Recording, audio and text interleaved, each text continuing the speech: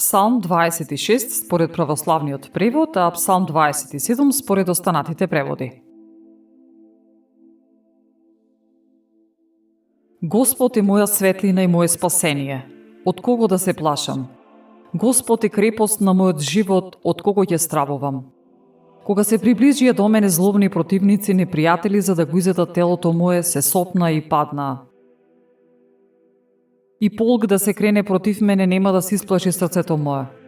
Дури цела војска да се дигне против мене, и тогаш ќе бидам полн со доверба. Само за едно го молам Господа, само тоа го сакам, да останам во домот Господов преку сите денови на животот мој.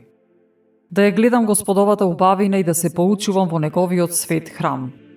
Зашто во злочест ден тој би ме сокрил во својата скинија, би ме сокрил под покривот на своето живеалиште.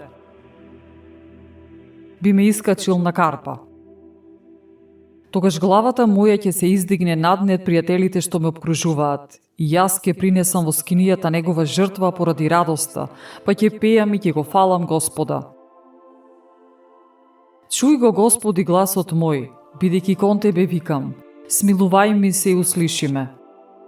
Срцето мое ми вели, барај го лицето Негово, и јас го барам лицето Твое, Господи. Не сокривај го од мене лицето свое, не одбивај го во гневот слугата Твој. Биди мој помошник, не отфрлај ме и не оставај ме, Боже, Спасителе мој.